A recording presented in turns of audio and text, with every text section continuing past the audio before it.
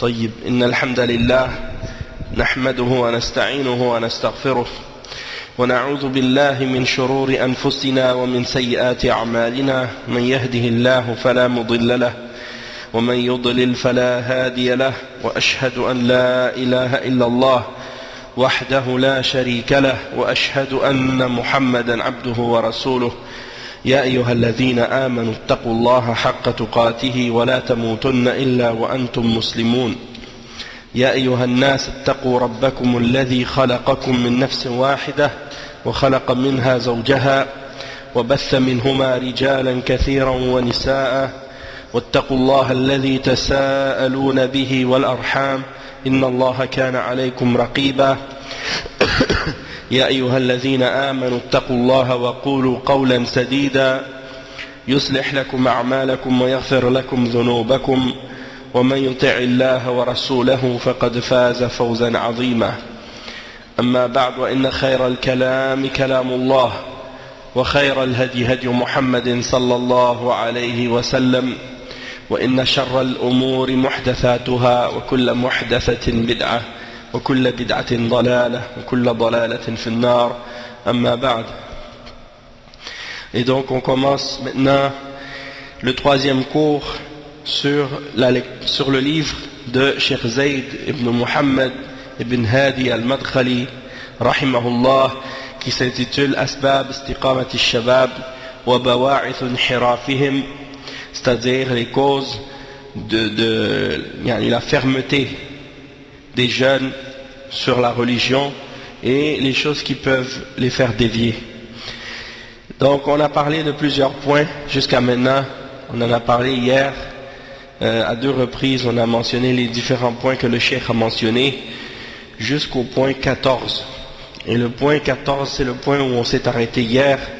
تحذير الشباب من صحبة من أطلقوا على أنفسهم الجماعات, c'est-à-dire d'avertir les jeunes de prendre comme compagnons ceux qui se sont appelés eux-mêmes les jama'at, les groupes. Et il a mentionné par exemple Hizbul Ikhwan al-Muslimin, partie des frères musulmans, et d'autres groupes parmi les différents groupes de bid'ah et d'égarement. Donc on a parlé des Ikhwan, on a parlé des Sururiyah, on a parlé des différentes tendances, des groupes de takfir, des groupes de djihad, tous des gens qui malheureusement ont dévié de la voie d'Ahl Sunnati wal Jama'a et de la compréhension des Salaf al-Salih. Et donc le cheikh maintenant il va commencer à donner des exemples pratiques clairs de la réalité de qu'est-ce qui se passe dans la Ummah par rapport aux shubuhat, les ambiguïtés et les doutes que les gens de Hizbiyya et les gens de Bid'a propagent chez les jeunes pour les égarer, et les méthodes qu'ils emploient pour les égarer, et également certains faits qui ont rapport à ces choses-là. Donc vous allez voir comment le cheikh il va l'expliquer. Il dit أقول وأنا أكتب بجهد المقل في أسباب استقامة الشباب التي طلب مني الحديث عنها إن لأصحاب المنهج الإخواني الحركي أوصافا يرتفع عنها كل طالب علم عرف قدر العلم والعمل به وتمتع بنصيب من خشية الله وتمتع بنصيب من خشية الله ورعاية حقوقه وحقوق خلقه.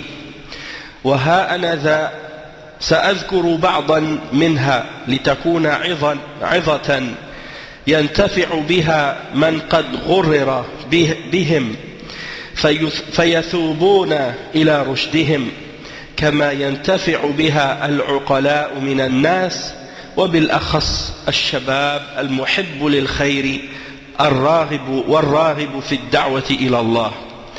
Donc le cheikh il dit, malgré les pauvres moyens que je possède, je vais faire un effort pour essayer de clarifier les causes de la guidance des shabab et le fait qu'ils restent fermement attachés à l'obéissance d'Allah, parce qu'on m'a demandé de parler de ce sujet-là.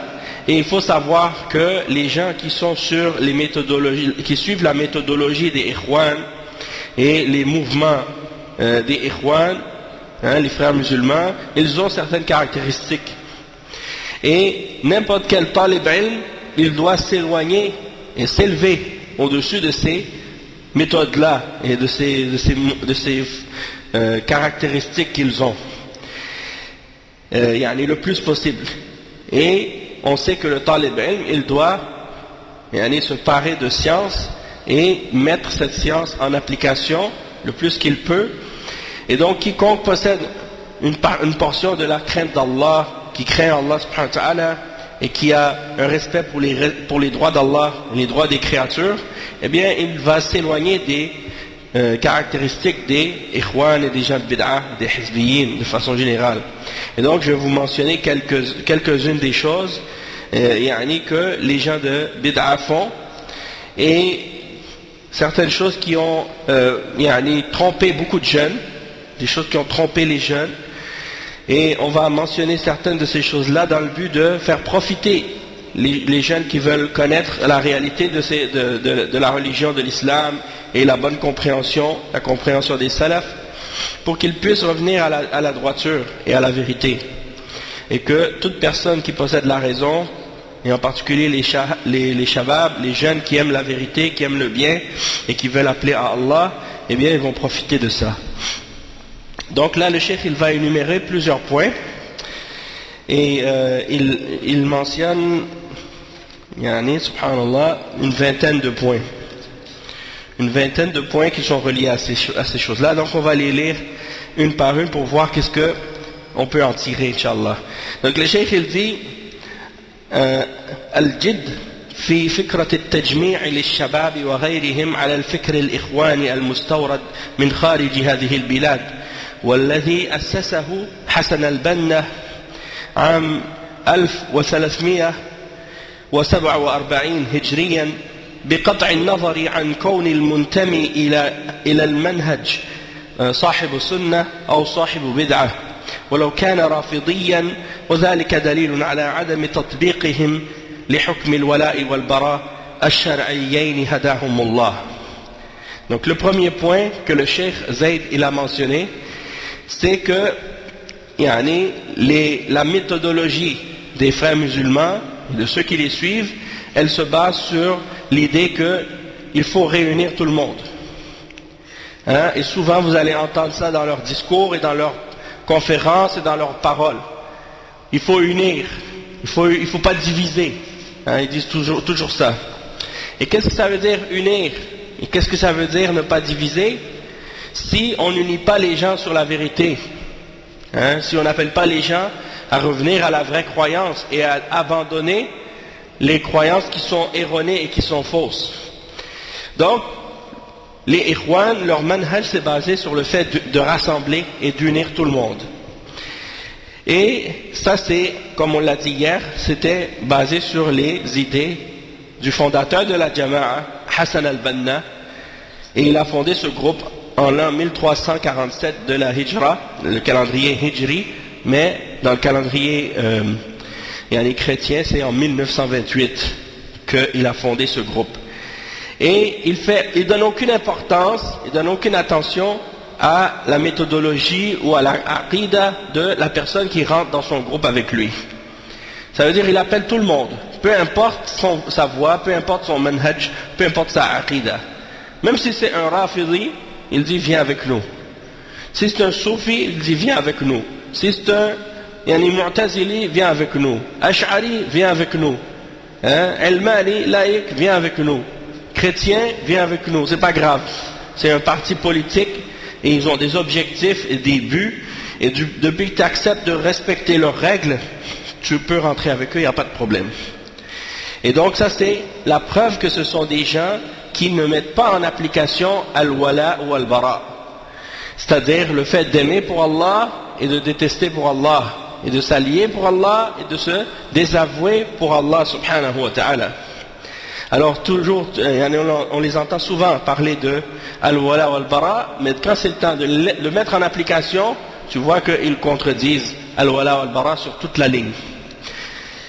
Deuxième point, as-sa'yu al-hafith fi as-sirri wal-alani إلى الإحاطة بالحكومات في العالم الإسلامي بدون استثناء لأي دولة من دول العالم الإسلامي، وبالدرجة الأولى المملكة العربية السعودية. وهذا عمل فوضوي يزيل النعم ويجلب النقم، ويتعارض مع منهج الدعوة النبوي الرحيم الحكيم. Une des caractéristiques des Ikhwan, c'est qu'ils font beaucoup d'efforts en secret et ouvertement pour essayer de rentrer ou s'infiltrer dans les gouvernements dans le monde musulman. Hein? Et ça, c'est dans tous les pays sans exception. Hein? Non, c'est bon. Barakallahu fik. Et également en particulier en Arabie Saoudite. Ils se sont infiltrés dans les différents paliers, différents degrés du gouvernement, et dans le but d'essayer d'influencer les décisions et la politique de ces différents pays musulmans-là, et pour, bien entendu, par la suite, faire en sorte de pouvoir amener les gens à suivre leur méthodologie et à rentrer dans leur mouvement. Et donc ça, c'est une de leurs méthodes. Hein? Allahul Musta'an. Et même dans les pays non musulmans, comme ici par exemple, eh bien tu vas voir que les différents groupes de Ikhwan, ils sont les premiers toujours à essayer de pencher ou de se diriger vers les responsables politiques et vers vers le gouvernement. Donc ils vont inviter dans leur mosquée, lorsqu'il y a des élections, ou bien en période d'élection, ou même en dehors des périodes d'élection, ils invitent les ministres, les députés, les candidats ou des différents partis pour venir parler aux musulmans dans la mosquée. Peu importe que ce soit un homme ou une femme, que ce soit, peu importe sa religion, peu importe son parti, ils l'amènent dans la mosquée pour parler aux gens. Et des fois même, ils vont laisser même des femmes entrer dans la partie où c'est uniquement pour les hommes. Et ils mettent cette femme devant les hommes après la prière de Jumu'ah. Hein? Et ça, on l'a vu dans plusieurs mosquées. Ils organisent des soirées et des événements dans lesquels ils vont, par exemple, faire des soupers, puis ils invitent les responsables politiques, les différents partis, puis ils s'assoient avec eux. Tout ça, c'est dans le but d'essayer de s'infiltrer dans la politique des différents pays, même des pays non musulmans. Pourquoi? Parce que leur objectif, c'est un objectif politique seulement. Ce n'est pas un objectif religieux. Et le prophète Mohammed sallallahu alayhi wa sallam, et de même que tous les autres prophètes, quand ils appelaient les gens à Allah, et quand ils appelaient les gens à adorer Allah et au tawhid, eh bien, il n'a pas commencé par essayer de se rapprocher d'un tel et un tel parmi les responsables, les dirigeants, pour essayer de gagner ses faveurs, gagner son approbation, ou bien d'essayer de se faire connaître par les responsables. La mission qu'ils avaient, c'est d'appeler à la ilaha illallah et d'expliquer le tawhid aux gens et d'appeler tout le monde à l'islam. Naam. Donc on voit un autre exemple de leur méthodologie qui est en contradiction avec la méthodologie des prophètes dans l'appel à Allah subhanahu wa ta'ala. Le troisième point, إغار صدور الشباب ومن في مستواهم على ولاة الأمر في هذه البلاد حماها الله من كل سوء ومكروه ورد كيد الحاسدين في نحورهم حتى لا يصلوا إلى مرادهم الذي من أجله يتحركون وله ينسجون وإليه يدعون. Donc le cheikh il dit ici que également ils essaient toujours d'inciter les jeunes à se révolter ou à détester les dirigeants et les responsables dans les pays musulmans. Et le cheikh il mentionne en particulier l'Arabie Saoudite. Et comme je disais hier, l'Arabie Saoudite c'est le pays qu'il déteste le plus. Il n'y a pas un pays au monde que les Mubtadi'a et les Hizbiyin et les Ikhwan détestent plus que l'Arabie Saoudite. Ils détestent l'Arabie Saoudite plus que les pays de Kufr. Ils détestent plus que les États-Unis, plus que le Canada, plus que l'Europe, plus que même Iran, le pays des Rafidah. Donc tu te poses des questions par la suite, tu dis mais pourquoi ils détestent ce pays-là plus que tous les autres au monde, hein? Allahul Musta'an. Donc une fois j'écoutais même un discours, il y avait Tariq Ramadan, il parlait de l'Iran et il faisait que des éloges de l'Iran, il mentionnait que du bien, hein? Et sur des choses futiles à leur sujet. Il mentionnait qu'ils étaient ci, ils étaient ça, ils étaient avancés, ils étaient évolués, ils étaient que des éloges. Puis quand il a parlé de l'Arabie Saoudite, il a dit que des choses négatives et des choses mauvaises, comme si c'était le pire pays sur terre, hein? Puis quand il a parlé des pays comme la France et de l'Europe, il a commencé à dire aux musulmans, il faut voir les bons côtés qu'il y a en Europe, il faut voir le bon côté qu'il y a chez les kuffars, hein? Il n'a pas dit le mot kuffar parce que lui il est allergique à ce mot-là, hein? Malgré que Allah il l'a mentionné dans le Coran et que le prophète sallallahu alayhi wa sallam l'a utilisé pour décrire ceux qui rejettent la foi et qui ne croient pas en Allah, mais lui il est allergique, lui et ses semblables ils sont allergiques à l'emploi de ce terme. Alors qu'est-ce qu'il disait? Il dit même si on est en Europe et que on est dans leur pays, il faut voir le bien qu'ils ont, hein? Et ça c'est souvent la méthodologie qu'ils emploient avec les gens de bid'a et les kuffars. Quand ils parlent des non-musulmans, ils disent il faut voir le bien, hein? Même s'il y a du mal, mais il faut voir le bien aussi qu'ils ont. S'ils parlent des gens de bid'a, ils disent oui, ils ont du mal, mais il faut voir aussi le bien qu'ils ont. Et quand ils parlent des gens de la sunna, ils ont que du mal, rien de bien, rien de bon. Donc si tu peux dire ça de la France et des pays européens, et tu peux dire des éloges des Rafidah, alors que c'est un pays dans lequel on insulte les Sahaba, on insulte les épouses du prophète sallallahu alayhi wa sallam et Aïcha radiyallahu anha, et dans lequel on adore les tombes et les morts, hein, et on vénère les descendants de Ali, on les prend comme des dieux en dehors d'Allah, et on fait le shirk avec eux, et on fait des pèlerinages à leurs tombes.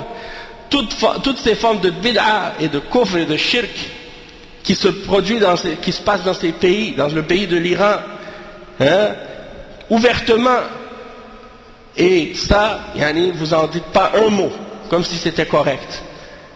Mais des petites futilités, vous les grossissez comme si c'était des bonnes choses. Et puis quand c'est le pays du tawhid, le pays de l'Arabie Saoudite, le pays qui a établi le tawhid depuis qu'ils ont détruit toutes les tombes qui étaient construites au-dessus des tombeaux des hommes pieux, ils les ont tous nivelés au niveau du sol.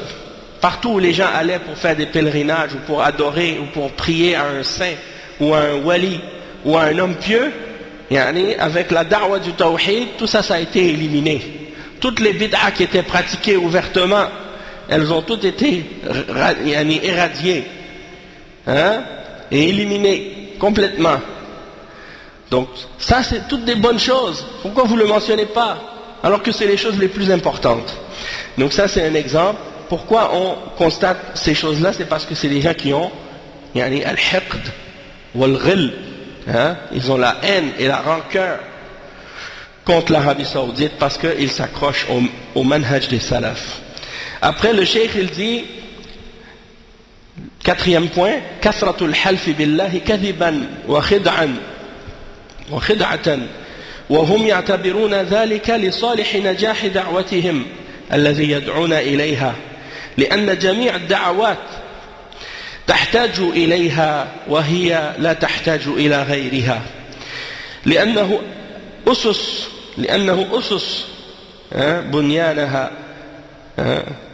بنيانها حسن البنا كما قال المنشد الإخوان وما أكثر المنشدين منهم وفيهم يقول إن للإخوان صرحا كل ما فيه حسن لا تسلني من بناه إنه البنا حسن.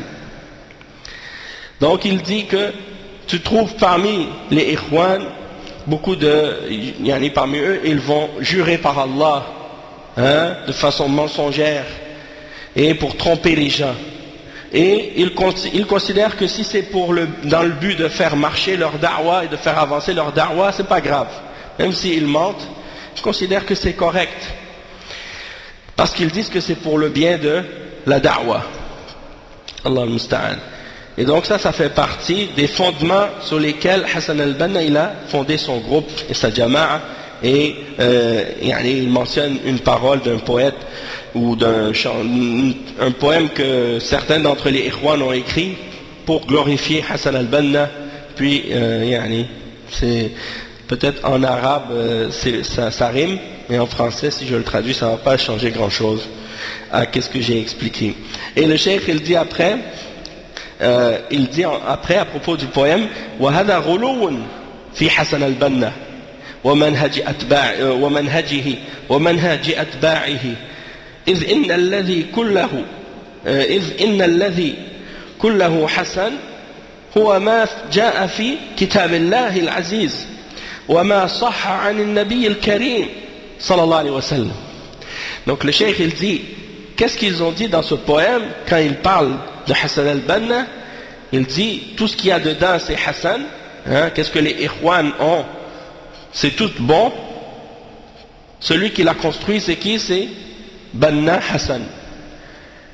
Le cheikh il dit ça c'est de l'exagération à propos de Hassan al-Banna et de son manhaj et la méthodologie de ceux qui le suivent, parce que tu ne peux pas dire à propos de quelqu'un ou quelque chose que tout ce qu'il a fait est bon, excepté le Coran et la Sunna, excepté la religion d'Allah subhanahu wa ta'ala, et non pas un homme qui est venu 1400 ans après pour inventer un groupe ou pour fonder un groupe, et puis c'est un être humain, c'est pas un messager, c'est pas un prophète.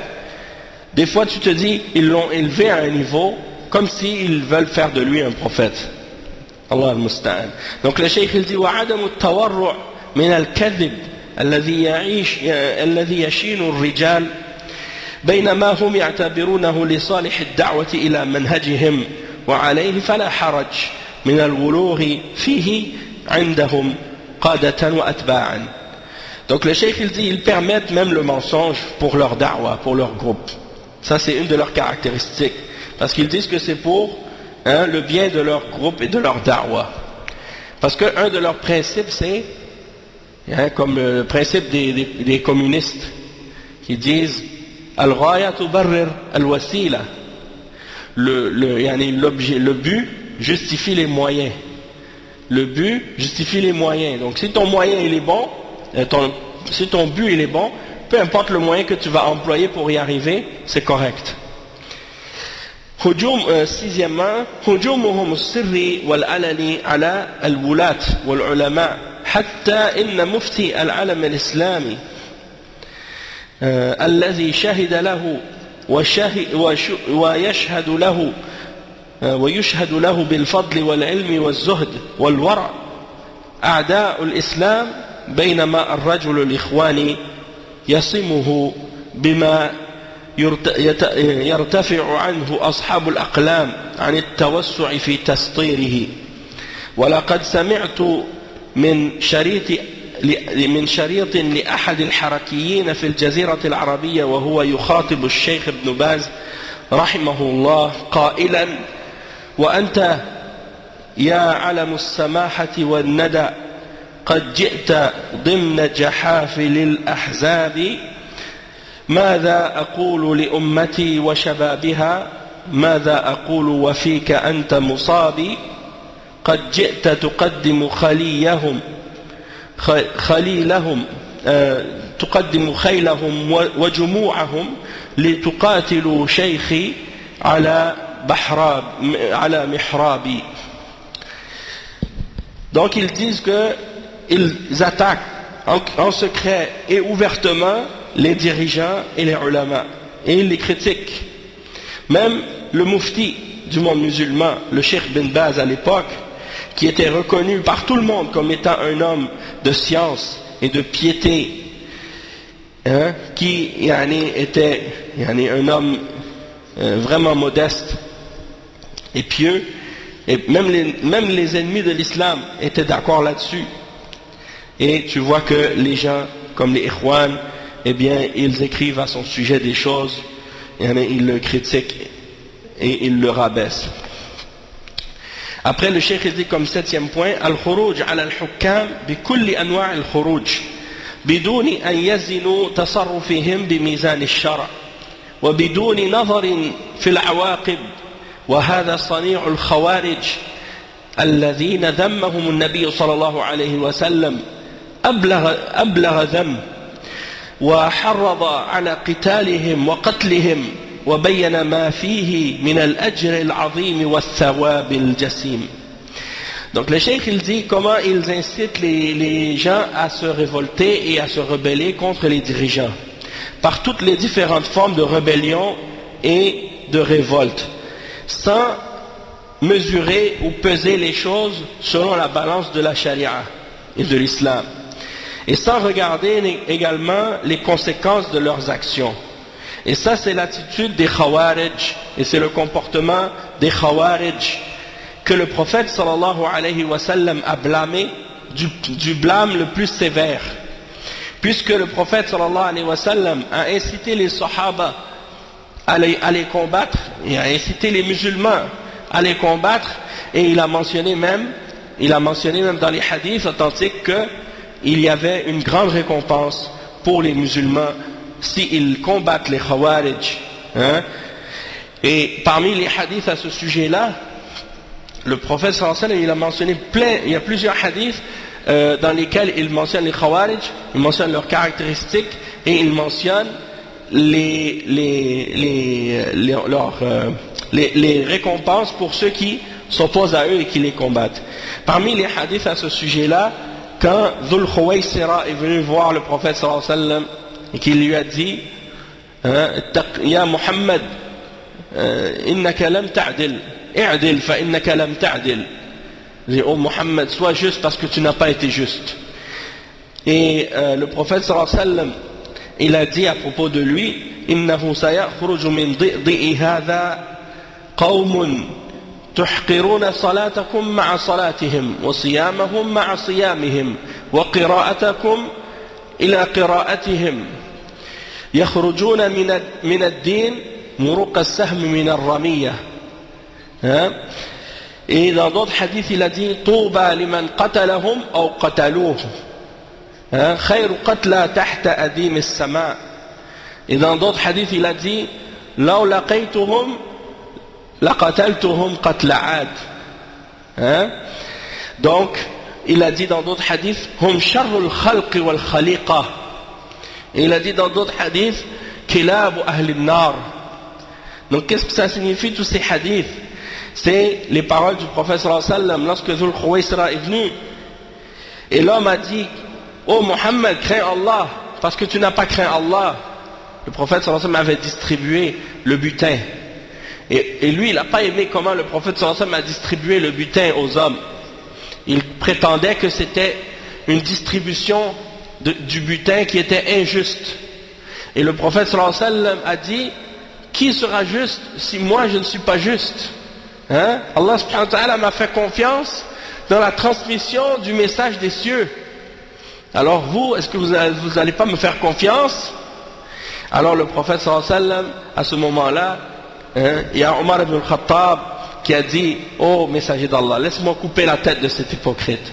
Et le prophète sallallahu alayhi wa sallam a dit non, parce que cet homme il a des compagnons, ou bien de lui va sortir des hommes.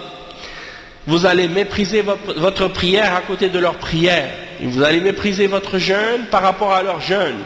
Et vous allez mépriser votre récitation du Coran par rapport à leur récitation du Coran.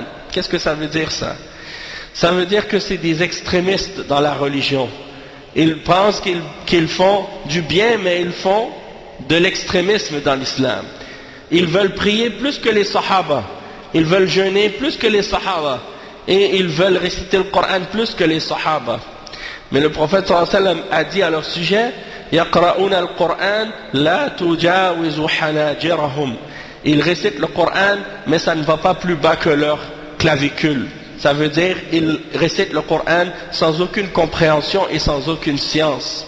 Le prophète sallallahu alayhi wa sallam a dit dans un hadith à leur sujet Yaquluna min khayri qawli al-bariyah. Ils disent les meilleures paroles au monde. Il a dit Ahdathul asnan, sufaha'ul ahlam.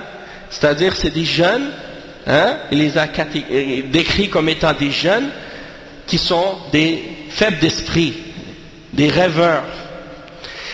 Et ça c'est la caractéristique des Khawarij à toutes les époques. Hein? Ceux qui rentrent parmi eux, c'est toujours des jeunes et des faibles d'esprit. Et il a dit dans d'autres hadiths, ils sont les pires créatures. Et il a dit dans d'autres hadiths qu'ils sont les meilleures personnes, ou c'est-à-dire ces personnes-là, c'est les meilleures personnes à tuer sous le ciel. Et dans une autre hadith, il a dit, la récompense sera, on donnera la récompense du paradis à celui qui les tue ou qui se fait tuer par eux. Et dans un autre hadith, il a dit, si je les aurais rencontrés, je les aurais exterminés. Si je les avais rencontrés, je les aurais exterminés comme le peuple de Had a été exterminé. Et dans un autre hadith, il a dit que ce sont les chiens de l'enfer. Hein, que ce sont les chiens de l'enfer. Naam. Donc tout ça, ce sont les caractéristiques des Khawarij que le prophète sallallahu alayhi wa sallam a mentionné. Et quand on dit de les tuer ou de les combattre, bien entendu, ça ne veut pas dire que si tu vois un Khariji dans la rue, que tu as le droit de le tuer ou de le combattre par toi-même. Mais ça veut dire que les dirigeants dans un pays musulman, c'est leur responsabilité de les combattre avec l'armée du pays. Hein? Et si toi tu fais partie de cette armée-là, dans ce cas-là, tu vas les combattre avec le dirigeant. Ou bien, si c'est un dirigeant, par exemple, et qu'ils ne sont pas un groupe, mais c'est quelques individus, ou un individu, et qu'il fait du désordre, eh bien, le dirigeant peut l'arrêter, cet individu-là, et l'exécuter si c'est nécessaire. Donc, c'est pour dire que ça, c'est les caractéristiques des Khawarij. Ils appellent les musulmans à se révolter contre les dirigeants parce qu'ils disent que les dirigeants ont fait des péchés, ou parce que les dirigeants ont fait de l'injustice, ou parce qu'ils ont fait du mal. Alors que le prophète sallallahu alayhi wa sallam, dans tous les hadiths, lorsqu'il parle des dirigeants, il dit que ces dirigeants-là, s'ils font de l'injustice, s'ils font du mal, soyez patients et endurez, et obéissez-les dans le bien, et ne retirez jamais votre main de l'obéissance. Et il dit également, même s'ils frappent ton dos, et même s'ils prennent tes biens, écoute et obéis. Donc ça, c'est des paroles qui sont les paroles du prophète Muhammad sallallahu alayhi wa sallam. Mais les Khawarij et les Hizbiyin et les gens de Bid'a et les Ikhwan, ils ne donnent aucune importance à ces hadiths, alors que ce sont des hadiths authentiques qui se retrouvent dans Al-Bukhari et Muslim. Vous les trouvez dans le livre de l'imam Muslim, dans le chapitre de la zakat, et dans le livre de l'imam Al-Bukhari, dans le livre de Al-Imara. Donc dans Kitab Sahih Muslim, dans le chapitre de la zakat, les hadiths sur les Khawarij. Dans Sahih Al-Bukhari, les hadiths à propos de Al-Imara. Et vous allez trouver les hadiths au sujet des Khawarij dans ces deux chapitres. Et il y a beaucoup d'autres hadiths aussi à leur sujet. Et la question de l'obéissance et de l'écoute des dirigeants, qui sont injustes, et même s'ils sont injustes et même s'ils font du mal, de les écouter, de leur obéir dans le bien, de leur donner le bon conseil en privé et non pas en public ou devant tout le monde. Ça, c'est un autre point qui a été mentionné dans les hadiths authentiques. Et également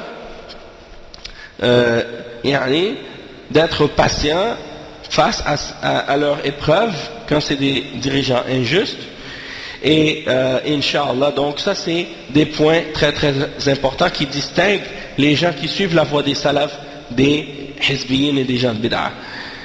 Un autre point que le cheikh il a mentionné, c'est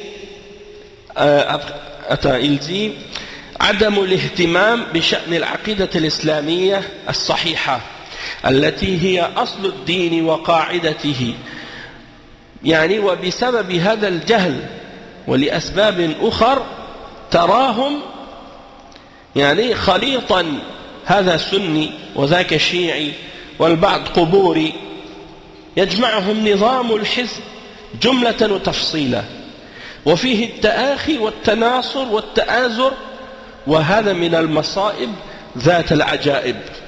Donc le cheikh, qu'est-ce qu'il explique? Il dit que les ikhwan, dans leur manhaj, dans la da'wa, ils ne donnent à la aqidah et à la croyance et aux principes et aux fondements de la aqidah de l'islam aucune importance. Aucune importance. Alors que c'est la base de la religion. Et c'est la règle de la religion et le principe de la religion. Mais ils ne donnent aucune importance à la aqidah. Et ça, c'est à cause de l'ignorance et à cause de d'autres choses également. Et c'est pour ça que tu les vois qu'ils sont tous mélangés. Tu vois que les gens qui sont avec eux sont de toutes les tendances possibles. Tu vas trouver parmi eux des soufis, tu vas trouver parmi eux des chiites, tu vas trouver parmi eux même des quburi, des gens qui défendent ou qui supportent l'adoration des morts et des tombes. Tu vas trouver parmi eux des gens qui sont modernistes, aqlaniyin, modernistes ou rationalistes. Ils disent, moi je prends juste de la religion, qu'est-ce qui est en accord avec ma tête, avec ma logique. Si je trouve un verset dans le Coran ou un hadith, c'est en contradiction avec ma raison, je le rejette, je ne l'accepte pas. Parmi eux, tu trouves des gens comme ça. Allah al-Musta'an.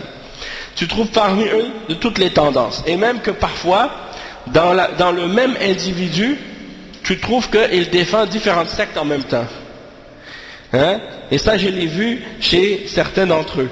Tu vois qu'il a des croyances des Shia, puis il a des positions des Khawarij, puis il a des positions des Murji'a, puis il a des positions des Asha'ira, puis il mélange tout. Parce qu'il n'a pas un manhaj clair, il n'a pas une méthodologie et une compréhension claire de l'islam. Et souvent même parmi eux, tu vois qu'ils appellent, soi-disant, à la tolérance, et à accepter les divergences, et à l'ouverture. Il y en a parmi eux qui appellent même à la démocratie, qui appellent à la laïcité, qui appellent c'est-à-dire aux élections, à toutes ces choses-là. Ça, c'est-à-dire tu trouves de tout chez eux.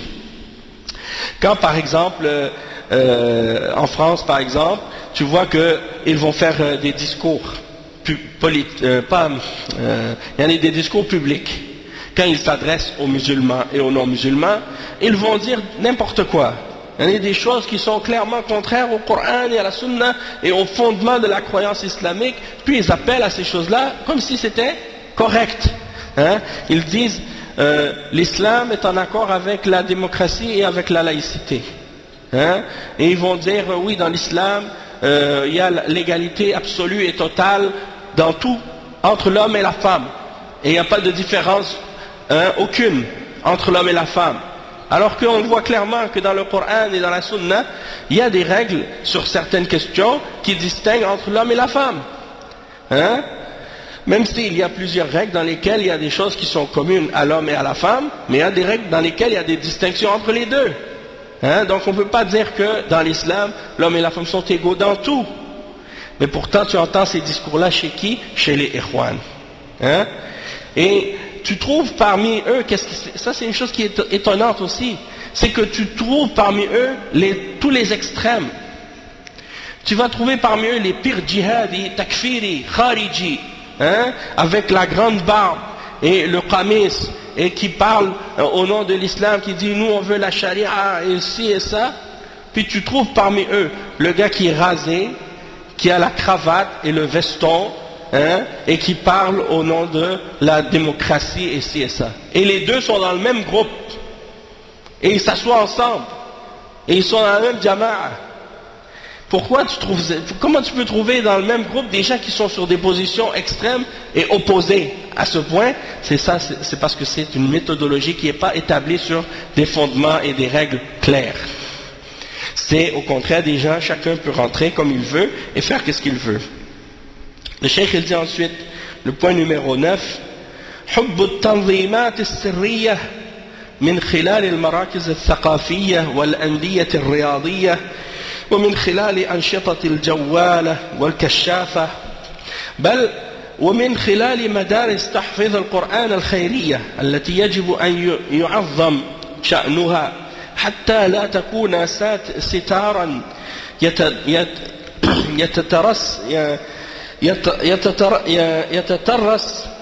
يتترس به أهل المكر والخيانة وهم في هذا كله قد استغلوا طيب نفوس القائمين على هذه المرافق.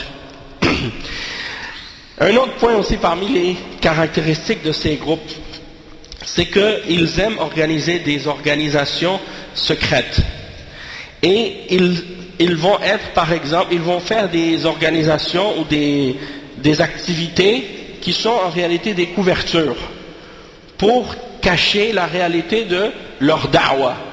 Donc, par exemple, tu vois qu'ils font des centres culturels, ils vont faire des clubs de sport, ils vont faire des activités de scouts, hein, des trucs de scouts et de louveteaux, même des écoles pour enseigner la mémorisation du Coran pour les enfants. Et tout ça, c'est des couvertures pour cacher en réalité l'appel à leur groupe. Et la personne qui ne connaît pas la réalité des Ikhwan, il rentre là-bas et il pense que c'est juste des choses pour les musulmans. Il y en a sans programme politique derrière, sans rien, hein, que c'est neutre. Non. Eux, ils sont là et derrière, ils ont leur programme. Et ils essaient d'appeler les musulmans à ces programmes-là. Hein?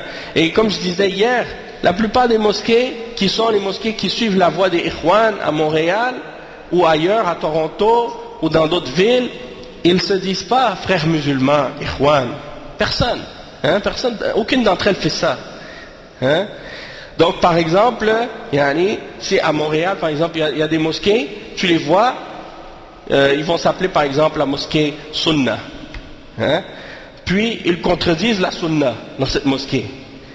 Ils sont sur le manhaj des Sururi, des Takfiri, des Ikhwan.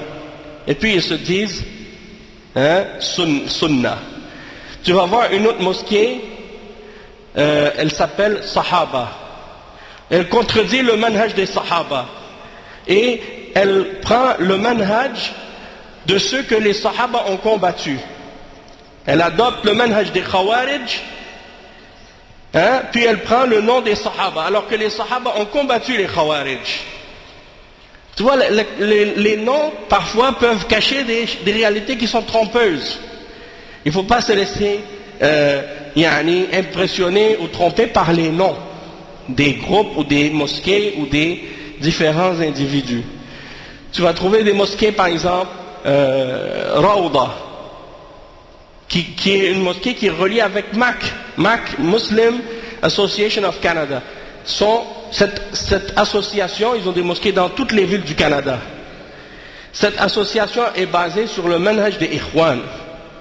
Sur leur site principal, ils avaient écrit dedans, et là je ne sais pas s'ils l'ont enlevé, mais sinon il y a des captures d'écran de ça.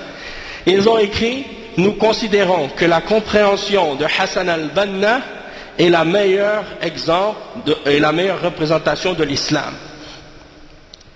Ça c'est sur le site officiel de MAC. Hein? Et donc tu vois qu'il y a ça.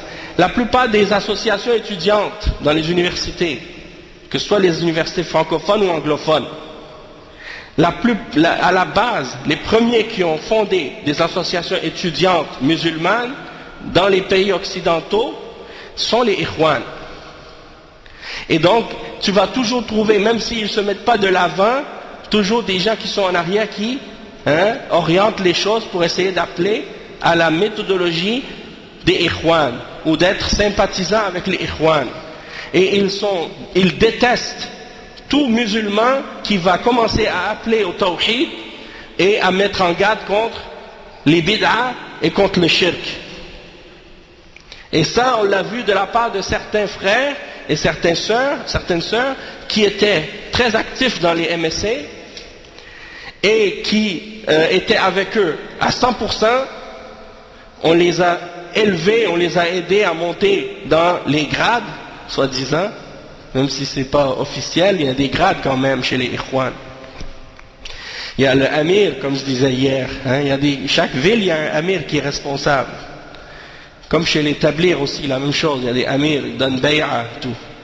Mais pour dire, ils ont des degrés. Et quand tu montes, ils voient que tu es actif, hein, tu es motivé, tu travailles avec eux. Hein, ils vont pas te dire, deviens frère musulman, tu rentres dans les frères musulmans. Non. C'est tout fait comme on dit, en sourdine. Sans même que tu t'en aperçoives.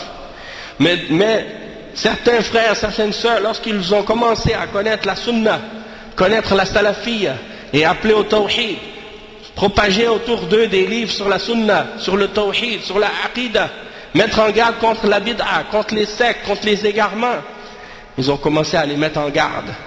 Ils ont commencé à avertir les autres. Faites attention à celui-là, il appelle au tawhid. Faites attention à celui-là, il appelle à la sunna. Faites attention à celui-là, il amène les gens à lire les livres des ulama. Même des gens qui étaient dans le groupe des Ikhwan, à l'époque de Cheikh Al-Albani, en Jordanie. Quand ils allaient au cours de Cheikh Al-Albani, et qu'ils faisaient partie du groupe des frères musulmans, on leur a donné des lettres d'avertissement. Si vous continuez à aller au Durus de Cheikh Al-Albani, vous allez être expulsé du groupe des frères musulmans. Et la lettre, hein, les frères qui ont reçu ces lettres d'avertissement-là, ils ont fait des copies. Hein, et il y a des chouyours qui ont parlé de ces sujets-là, ils les ont mis les lettres dans leurs livres pour montrer aux musulmans comment ces gens-là agissent. Pourquoi? Tout ça au nom de la hizbiyya. C'est ça le hizbiyya. C'est quand tu dis aux musulmans de s'éloigner de ceux qui appellent au Coran et à la Sunna, et ceux qui mettent en garde contre le shirk et la bid'a, tu dis aux gens, écartez-vous d'eux. Pourquoi? Parce que c'est en contradiction avec notre groupe, avec notre chef, avec notre jama'a, avec notre amir. Et ça c'est pas quelque chose, au début, je me rappelle quand j'étais converti, au tout début de l'islam, je connaissais pas encore l'arabe, et je voyais ces choses-là ici à Montréal, et je me disais, est-ce que ça c'est quelque chose qui se passe juste ici, à Montréal? Parce que je voyais que qu'est-ce que j'apprenais dans le Coran et dans la Sunna, et des paroles des ulama, je voyais que ces gens-là, ils faisaient tout le contraire. Alors j'ai dit, mais ces gens-là, peut-être que c'est parce qu'ils sont ignorants, peut-être qu'ils ne savent pas, mais après j'ai réalisé que non. Aux États-Unis, il y a des groupes, c'est la même chose. En Europe, il y a des groupes, c'est la même chose. Dans les pays arabes, il y a des groupes, c'est la même chose. En Afrique, il y a des groupes, c'est la même chose. En Asie, il y a des groupes, c'est la même chose. En Amérique du Sud, il y a des groupes comme ça, c'est la même chose. Ils sont tous sur le même groupe, la même jama'a. Ils ont tous des noms différents, mais ils suivent toute la même méthodologie. Parce qu'ils font tous partie de ce groupe de bid'a, hein, qui suivent ces différentes tendances de hizbiyya et de bid'a. Hein? Donc, la aqida pour eux, comme je disais, aucune importance. Et eux, ils disent, vous les salafis, vous mettez toujours en garde contre les autres, vous avertissez toujours les autres, hein, contre les autres, vous mettez en garde, vous faites des critiques tout le temps, critiquez les autres. Et eux, ils disent ça, des salafis, alors que c'est vrai, on s'en cache pas. On met en garde contre les gens d'égarement, on avertit contre les gens d'égarement, on critique les groupes et les sectes et les individus et les livres lorsqu'il y a des contradictions à l'islam. Mais eux, ils font la même chose, hein, mais pas par rapport au Coran et à la Sunna et à la voie des salafs, par rapport à leur passion et à leur désir. Et c'est des gens, toujours ils sont en train de parler contre les gens qui appellent à la Sunna, contre les gens qui mettent en garde contre les bid'ah, et ils mettent en garde, et ils avertissent, et ils critiquent eux aussi. Pourquoi tu me critiques de faire quelque chose, alors que toi-même tu le fais? C'est une contradiction. Mais si tu le fais, au moins fais-le sur la vérité.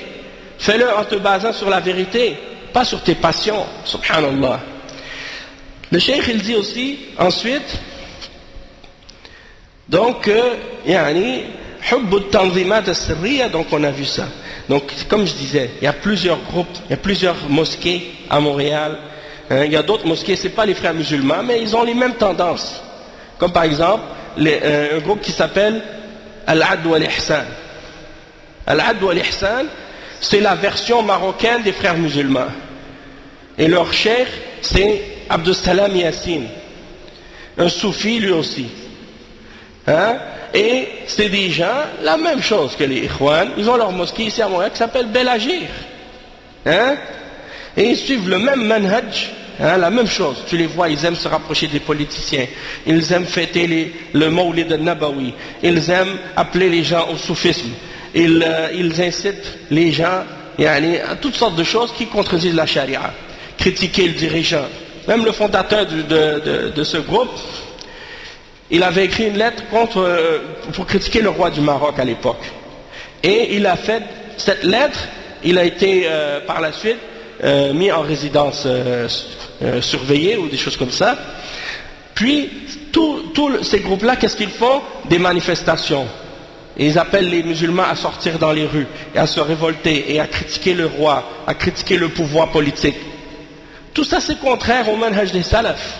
Mais eux, le manhaj des salafs, ils n'en ont rien à faire. Parce qu'ils sont contre le manhaj des salafs. Ils aiment le manhaj des khawarij et des gens de bid'ah. Et na'am. Donc, ça c'est des exemples comme ça. Et il y en a d'autres aussi. Il y en a d'autres aussi à Montréal, plein comme ça. Je pourrais vous donner tous les noms des mosquées qui ont ces tendances-là. Mais je pense que c'est pas nécessaire parce qu'il y en a plus qui sont sur la bid'ah que sur la sunna. L'important c'est de savoir ça et d'être sur ses aguets, comme on dit. Le cheikh il dit aussi, نعم وضع الأمور في غير مواضعها الشرعية الصحيحة كمدح أهل البدع وإضفاء النعوت عليهم وعلى أعمالهم وذم من يستحق أن يمدح ويثنى عليه ويدعى له بمزيد من بذل التضحية والعطاء في دروب الخير والهدى والهدي النبوي القويم. Ça aussi c'est une de leurs caractéristiques, c'est qu'ils mettent les choses, ils ne mettent pas les choses à la place où elles devraient être, selon les règles de la charia authentique. Par exemple, les gens de bid'a, ils les glorifient, et ils font leur éloge. Et les gens de la sunna, ceux qui devraient être glorifiés et qui méritent qu'on fasse leur éloge, ils les critiquent. Comme je disais tout à l'heure. Et une de leurs techniques ou de leurs méthodes pour faire ça, c'est qu'est-ce qu'ils ont inventé? Un manhaj al-muwazanat. Al-muwazanat. Ça veut dire quoi al-muwazanat? Ils disent il faut être juste. Et ça c'est une parole qu'ils utilisent pour tromper les gens. Parce qu'ils pensent que d'être juste, ça veut dire que tu dois mentionner tout ce qui est bien et tout ce qui est mal de quelqu'un, peu importe qui il est, peu importe sa religion, peu importe sa croyance, peu importe sa bid'a. Donc si tu as parlé, par exemple, d'un soufi, ou d'un chi'i, ou d'un mubtadi' de façon générale, tu ne dois pas juste mentionner ses erreurs. Il faut que tu mentionnes ses erreurs, mais aussi il faut mentionner les bonnes choses qu'il a faites. Parce qu'ils disent sinon c'est pas juste. Pourtant, regardez dans le Coran, et regardez dans la Sunna. Quand Allah subhanahu wa ta'ala parle des kuffars et des mushrikins, des juifs et des chrétiens, est-ce qu'il mentionne uniquement, est-ce qu'il mentionne leur bonne qualité et le bien qu'ils font, ou bien il mentionne leur danger, leur égarement, et leur kufr et leur shirk? Quand il parle des mushrikins, est-ce qu'il fait leur éloge? Est-ce qu'il mentionne les bonnes qualités et les bonnes choses qu'ils font? Pharaon, quand Allah parle de Pharaon dans le Coran, est-ce que Allah dit à propos de Pharaon, oui, il était bon envers sa femme, et il était gentil avec ses voisins, il partageait avec ses amis? Est-ce qu'il y aurait une sagesse de mentionner ces choses-là à propos de Pharaon? Le but de mentionner Pharaon, c'est de mentionner ses égarements dans le but que les musulmans s'éloignent de son kufr et de son shirk. Iblis, même Iblis, avant de devenir Iblis, il était rapproché d'Allah. Il était parmi les rapprochés, parmi les anges. Est-ce que tu vas commencer à dire à propos du diable, oui, mais il était bon avant, il ne faut pas dire juste du mal du diable, il faut aussi dire du bien. A'udhu billah. Le but c'est de mettre en garde pour avertir les gens pour pas qu'ils tombent dans leurs égarements, pour pas qu'ils tombent dans le kufr, pour pas qu'ils tombent dans le shirk, si tu commences à faire leur éloge, eh bien c'est comme si tu es en train de dire, oui mais vous pouvez les suivre parce que c'est pas grave, ils ont du bien. La même chose pour les gens de bid'a.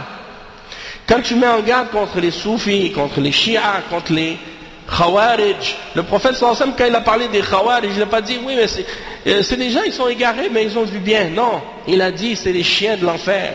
Hein? Il a dit, خير قتلى تحت أديم السماء طوبى لمن قتلهم أو قتلوه. Il a mis en garde contre eux, il n'a pas mentionné aucune bonne chose de leurs caractéristiques. Même des fois, des personnes qui ont du bien, hein, qui sont des sahaba qui ont du bien. Mais lorsque c'était le moment de les réprimander pour une faute qu'ils ont fait, il les mentionnait avec des termes durs. Pourquoi? Pour faire comprendre la gravité de la faute et du péché. Hein? Un exemple qui me vient à l'esprit, un sahabi quand il a prié avec surat al-Baqarah, surat al-Isha. Il a prié avec le prophète sallallahu alayhi wa sallam. Et après il est retourné chez lui dans sa mosquée, puis il a prié avec les gens de son quartier. Il a commencé à réciter al-Baqarah. Il y a un homme qui était dans les rangs, il est sorti des rangs, il a fait sa prière tout seul, puis il est parti. Mu'adh, radiyallahu anhu, il est allé voir le prophète sallallahu alayhi wa sallam, il s'est plaint, hein, de cet homme. Et l'homme a dit, ô messager d'Allah, Mu'adh, il a récité surat al-Baqarah, et moi je ne pouvais pas, hein, rester comme ça longtemps. Alors le prophète sallallahu alayhi wa sallam, il était fâché, il s'est mis en colère. Même on a dit que son visage est devenu rouge. Il a dit à Mu'adh, afattanun anta ya Mu'adh, afattanun anta ya Mu'adh. C'est-à-dire, est-ce que toi, Mu'adh, tu es un fattan? Fattan, ça veut dire quoi? Quelqu'un qui fait de la fitna, qui fait les choses être difficiles pour les gens, qui leur rendent la religion comme une épreuve. Donc c'est une parole dure, mais c'est une parole dure qui était exigée par le contexte et qui était nécessaire par rapport au contexte de la réprimande, dans le but de donner une leçon. Et ça, c'est des exemples comme ça dans la sunna. Parfois, c'est vrai, le prophète sallallahu alayhi wa sallam, il critiquait des gens sans mentionner le nom, sans mentionner les personnes en particulier. Lorsque c'était pas nécessaire de mentionner le nom, il ne le mentionnait pas. Il disait ma bal ou aqwamin. Comme par exemple, il y a des gens, telle ou telle personne, il l'a fait sans dire qui. Parce que ce n'était pas nécessaire de mentionner le nom de la personne. Le but c'était d'avertir tout le monde. Mais parfois, quand c'était nécessaire, il disait le nom. Et il mentionnait la personne en question. Hein? Comme dans le hadith de Mu'adh. On sait que c'est Mu'adh. Hein? Pourquoi? Parce que des fois c'est nécessaire de mentionner le nom. Des fois c'est nécessaire de dire qui.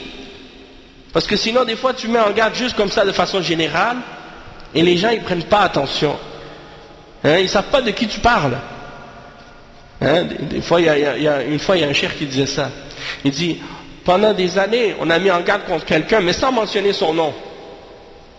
Et après, les gens continuaient toujours à l'écouter et à aller vers la personne. Alors, une bonne fois, le cheikh, il a dit le nom de la personne. Il a dit, cheikh, mais pourquoi vous ne nous avez pas mis en garde contre lui? Il a dit, depuis des années, je vous dis, faites attention à cette personne. Et je ne mentionnais pas son nom, mais pour que vous compreniez que je parle de cette personne. Et c'est seulement quand le cheikh il a mentionné le nom, que les gens ont compris, là, tout d'un coup, les gens se sont arrêtés de retourner à cette personne-là. Donc des fois, c'est important. Et le but de faire ça, c'est pas pour dénigrer ou parler dans le dos ou pour salir une personne ou nuire à sa réputation. Non, le but de ça, c'est la nasiha, c'est de donner le bon conseil aux musulmans. La nasiha, des fois les gens ils disent, oui mais akhi, est-ce que tu es allé voir la personne pour lui donner une nasiha? La nasiha, c'est pas pour cette personne-là. Même si on peut lui donner la nasiha aussi, et puis on lui a donné la nasiha. Mais le but de la nasiha, c'est pour le commun des musulmans. La masse des musulmans qui l'entendent et qui l'écoutent et qui le suivent, sans savoir que c'est une personne qui est dans l'égarement. La nasiha, les gens ils pensent que c'est juste par rapport à la personne qui fait l'erreur. Mais aussi la nasiha, c'est pour les gens qui sont susceptibles de tomber dans l'erreur de la personne aussi, pour qu'ils puissent être mis en garde et pour qu'ils puissent se préserver, se protéger contre l'égarement de cette personne. Donc des fois c'est nécessaire de mentionner le nom pour que les gens sachent, parce que juste de parler comme ça avec des variables, hein, tu utilises des variables comme en mathématiques, des fois il faut mettre les chiffres dans l'équation pour comprendre le résultat, hein. Qu'est-ce qu'il dit ensuite le cheikh? Il dit رفع شعار الغيرة على شريعة الإسلام والتظاهر ببغض العلمنة ونحوها، غير أن هناك أعمالا خفية وتصرفات مشينة من هؤلاء الجماعة تتنافى مع تلك المظاهر القولية والفعلية والدعوية غالبا. Ça aussi c'est un autre point par rapport à ces caractéristiques de ces ikhwan. Les ikhwan, quand tu les entends parler, ils disent ouais, on veut la charia, on veut l'islam, on veut la charia, hein? Mais dans la réalité, quand tu les vois, il n'y a aucune charia, ils ne veulent pas l'appliquer. Dans plusieurs pays musulmans où ils ont dit, ils avaient des partis dans les élections, ils ont dit nous, on vous rassure tout de suite, on ne va pas l'appliquer la charia, hein? En Tunisie, ils ont dit ça. En Égypte, ils ont dit ça. Même les soi-disant, ceux qui se prétendent par le Hizb al-Nour, hein, ceux qui prétendaient être salafis là-bas, alors que c'est des hizbiyin, des ikhwan, hein, avec des qamis et des barbes, ils se disent salafis, mais ils suivent le manhaj des ikhwan, ils rentrent dans les élections. Hein? La même chose, ils ont dit non, vous les laïcs, vous n'avez pas besoin d'avoir peur, on ne va pas appliquer la charia. Hein? Mursi, la même chose. Il a dit non, on ne va pas jamais appliquer la charia, vous n'avez pas besoin d'avoir peur. Donc comment ils se disent un parti islamique qui veut appliquer l'islam, puis ils ne veulent pas appliquer la charia? Et il y en a parmi eux, parmi ces groupes-là, qui ont dit oui, on veut l'appliquer la charia, comme au Soudan, Hassan al-Turabi. Il est rentré dans les élections, il a gagné, il a pris le pouvoir. Qu'est-ce qu'il a dit? Il a dit non, on ne va pas appliquer la charia maintenant. Il a commencé à dire, on va faire des églises et des mosquées ensemble, on va faire des copies de la Bible et du Coran réunis, dans un seul livre, la Bible puis le Coran ensemble. Hein? Il a ouvert la porte aux Rafidah, il a ouvert la porte aux missionnaires chrétiens. Qu'est-ce qu'il a fait d'autre encore? Hein? Subhanallah, il y a un cheikh Mohamed Aman, il mentionnait un exemple de qu'est-ce qu'ils ont fait au Soudan lorsque Hassan al-Turabi a pris le pouvoir. Ils sont partis dans une usine d'alcool où ils fabriquent l'alcool. Ils ont dit fermez, il faut fermer l'usine d'alcool, c'est contraire à l'islam. Hassan al-Turabi il a dit non, laissez-la, il ne faut pas l'arrêter comme ça, hein? Il faut avant réformer la société. Après on va la fermer. Yani subhanallah, le cheikh Mohamed Aman il a dit quoi, est-ce qu'il y a quelque chose autre que la charia qui va réformer la société? C'est-à-dire avant d'appliquer la charia il faut réformer la société avec quelque chose d'autre que la charia, puis une fois qu'on l'a réformée après on applique la charia? Non, c'est la charia qui réforme la société en l'appliquant. Donc ça c'est pour montrer en même temps des choses. Et tu vois la même chose comme par exemple en Tunisie et ailleurs, il y en a des gens qui se disent contre les laïcs, et puis ils font des choses que même les laïcs ne font pas. C'est-à-dire même des musulmans ignorants qui suivent la laïcité par ignorance sans comprendre que c'est contraire à l'islam, et ils ont plus de respect de l'islam et de la pratique de l'islam que certains de ces soi-disant islamistes, hein, dans ces groupes de hizbiyin. Le cheikh il dit également, le point numéro 12, التماس معايب الولاة في البلدان الإسلامية عامة وفي المملكة السعودية على وجه الخصوص وإلصاق المثالب بالعلماء السلفيين فيها، وذلك كوصفهم بالعمالة والاستسلام للضغوط وعدم فقه الواقع وموت الغيرة على شريعة الإسلام من نفوسهم وسلب قيامهم بالمرجعية العلمية في هذا البلد. Le cheikh il dit que il cherche les défauts des dirigeants dans les pays musulmans et en Arabie Saoudite en particulier, et ils décrivent les ulama salafiyin avec toutes sortes de défauts et de paroles mauvaises. Ils disent que c'est des agents du gouvernement, ils disent qu'ils sont soumis à des pressions, donc ils disent des choses parce qu'ils sont sous la pression des dirigeants, ou bien ils disent qu'ils ne comprennent pas la réalité, ou bien ils n'ont pas de jalousie pour la charia de l'islam en eux, ou bien qu'ils n'ont pas ils ne sont pas des références valables pour la science ou des choses comme ça. On a parlé de ça hier. Le cheikh dit le point numéro 13, كثرة الوعيد والتهديد بدون رحمة لمن ينتقدهم أو يحذر من منهجهم. ولقد كتب أحد قادتهم الصغار رسالة إلي وإلى الشيخ أحمد بن يحيى النجمي حفظه الله، ضمنها سبا وشتما وتفسيقا وتجريحا مما يدل على وجود الحقد الدفين الذي يحمله بين جنبيه لكل من ينتقد المنهج الإخواني الذي اختلط بلحمه ودمه وملك عليه قلبه ولسانه. Donc le cheikh il dit, ils font des menaces et ils critiquent sans aucune miséricorde toute personne qui critique et qui met en garde contre leur méthodologie déviée. Et même des ulama de l'islam qui ont mis en garde contre eux et qui ont clarifié leur déviation, comme le cheikh Zayd al-Madkhali, le cheikh Ahmed al-Najmi. Ils ont écrit des livres pour les insulter. Ils les ont contactés pour les insulter, pour leur dire toutes sortes de mauvaises paroles. Et justement, le cheikh Ahmed al-Najmi, il a écrit 2 livres pour les réfuter, même 3. Pour réfuter les égarements des Ikhwan. Et un d'entre eux, il y a une réponse qui s'appelle Al-Jawab Al-Shar'i Al-Ma'qul, Al-Radd Al-Shar'i Al-Ma'qul ala Al-Muttasil Al-Majhoul. Naam.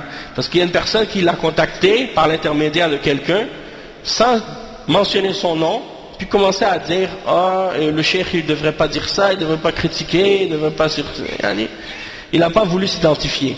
Alors le cheikh il a pris ces points qu'il a mentionnés, puis il les a réfutés.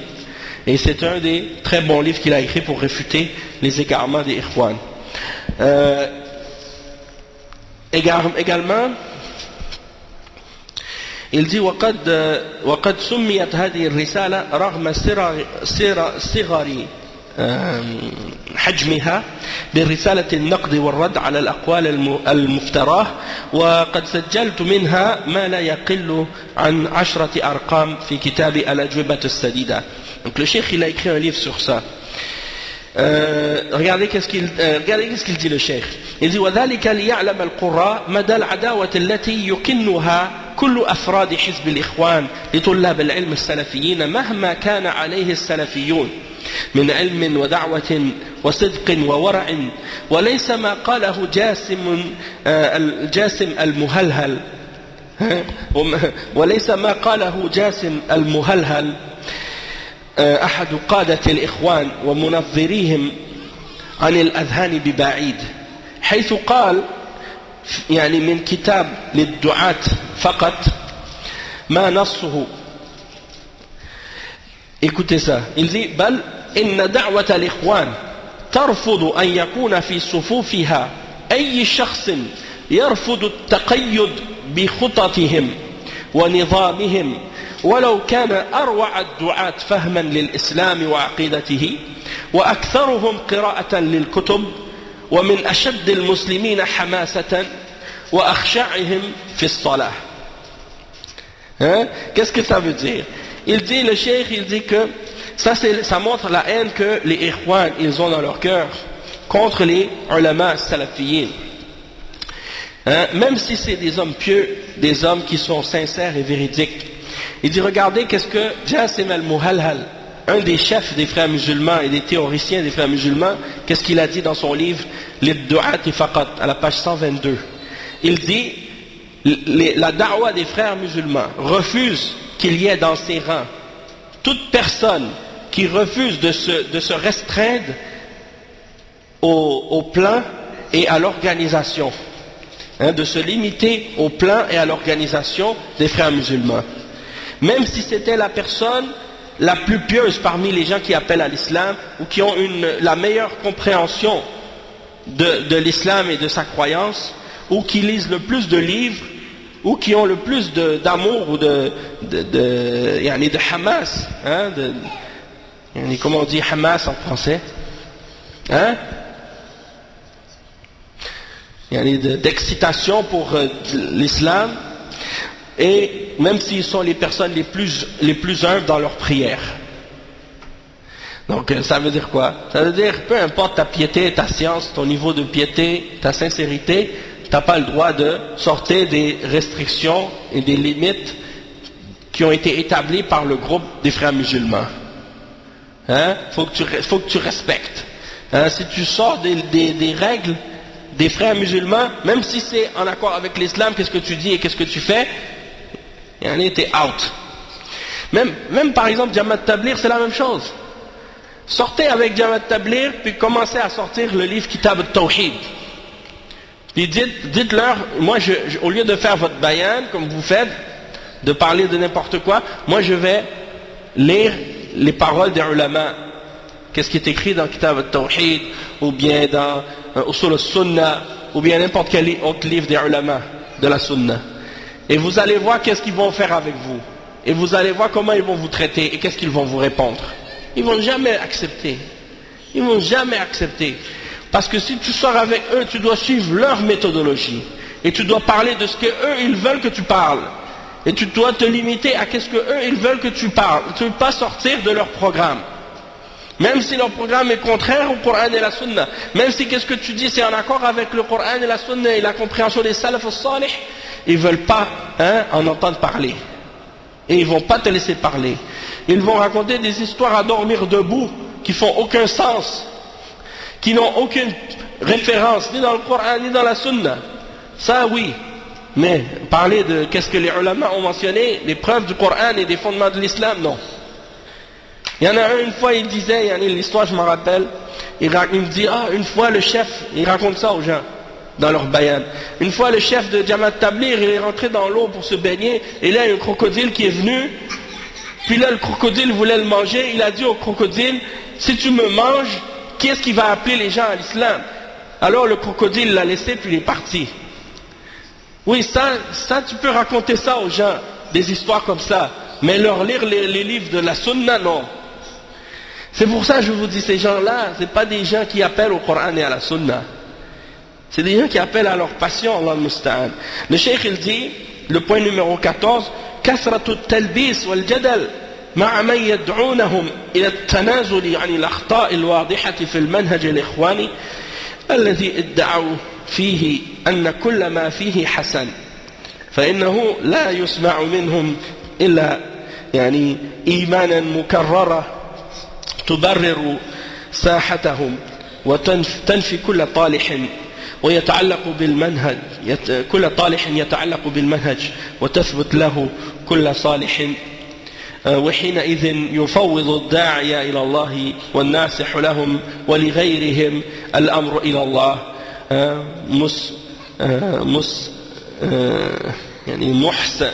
محسبا محسبلا ومحوقلا وأما الذين ليس عندهم خلفية ليس عندهم خلفية عن هذا المنهج وبنوده وقادته ومنظريه فإنهم يتساقطون في خندقه كالفراش في النار اغترارا بإضاءتها لأن ظاهره فيه الغيرة على شريعة الإسلام وباطنه فيه مكر وكيد ومحاولة انحراف بكل ناصر للمنهج السلفي أو محب له ممن أنار الله بصائرهم وأصلح بالهم يعني لاعتصامهم بكتاب ربهم عز وجل وصحيح سنة نبيهم صلى الله عليه وسلم وهدي سلفهم الصالحين والمصلحين. Donc ici, le cheikh, qu'est-ce qu'il explique? Il dit que il refuse d'accepter les critiques de ceux qui vont montrer leurs égarements et leurs fautes. Et la personne qui connaît la sunna, quand elle voit ça de leur part, eh bien elle va dire la hawla wa la quwwata illa billah, parce qu'elle sait que c'est ça leur manhaj, puis c'est ça qu'ils suivent et ils ne veulent pas changer. Tandis que les autres qui ne connaissent pas leur réalité, eh bien ils risquent de tomber comme des papillons qui vont vers le feu. Parce qu'en apparence, ils se laissent tromper par leur apparence, d'aimer la charia, de vouloir défendre la charia, et ainsi de suite, et ils se laissent égarer. Et donc ça c'est une des raisons pourquoi je les déteste pour Allah. Je les déteste pour Allah. Parce qu'ils ont essayé combien de fois de m'égarer, et d'égarer d'autres frères que je connais, qui sont proches. Donc quand tu vois ça de leur part, leurs mensonges, leur trahison, leur ruse, c'est normal que tu vas détester des gens comme ça. Allahul musta'an.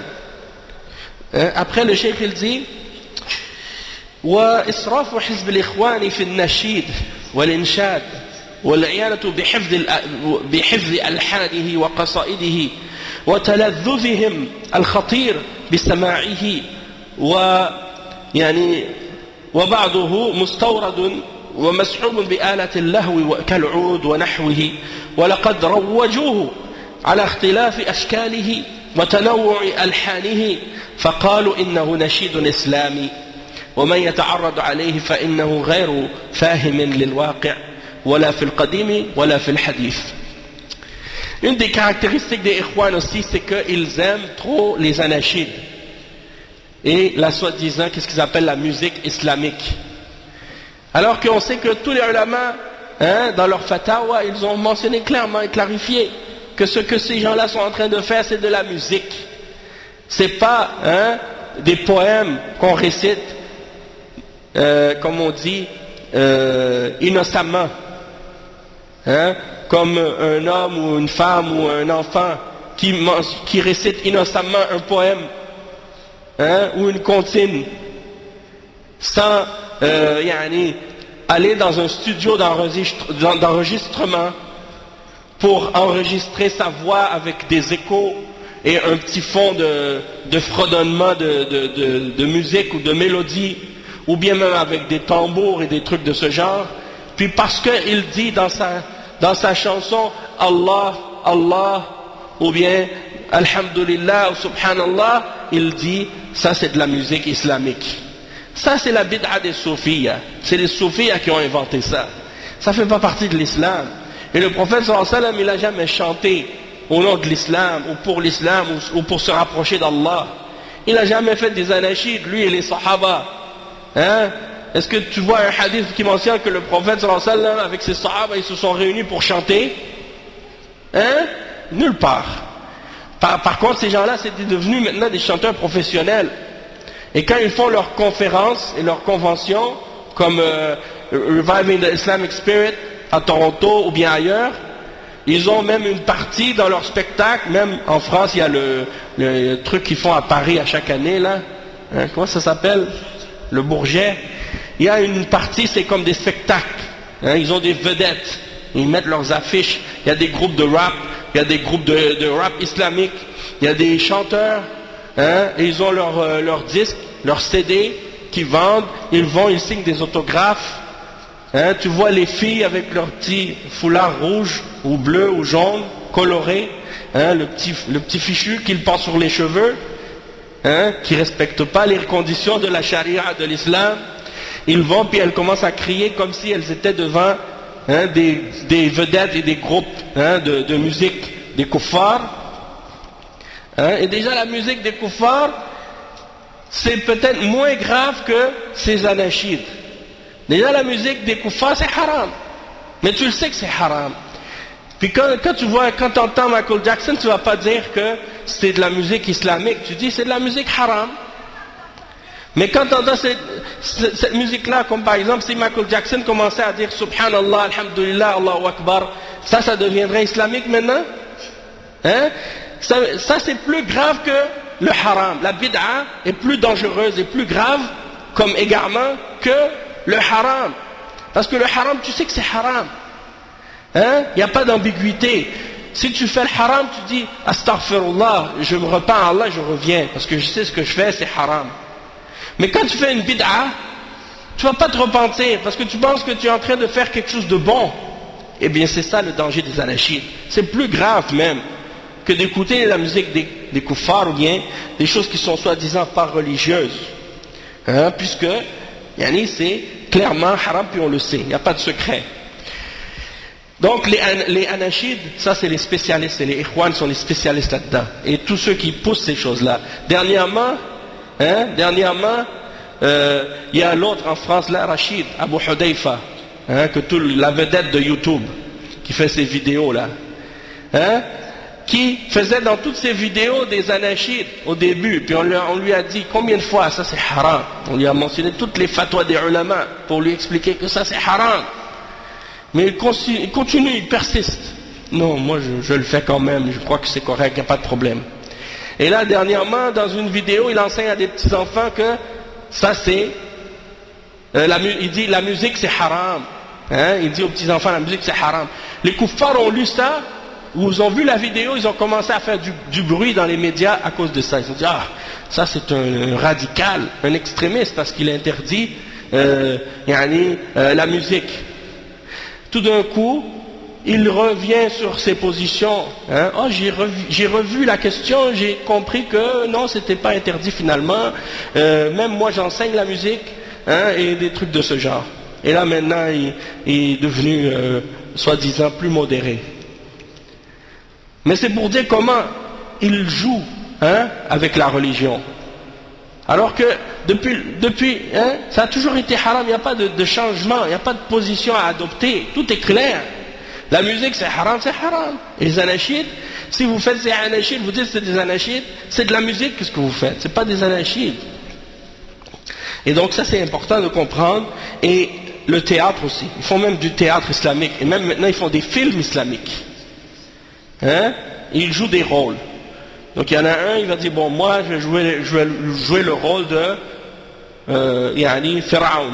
Et l'autre il va être Moussa. Et l'autre il va être un tel. Et l'autre il va être le diable.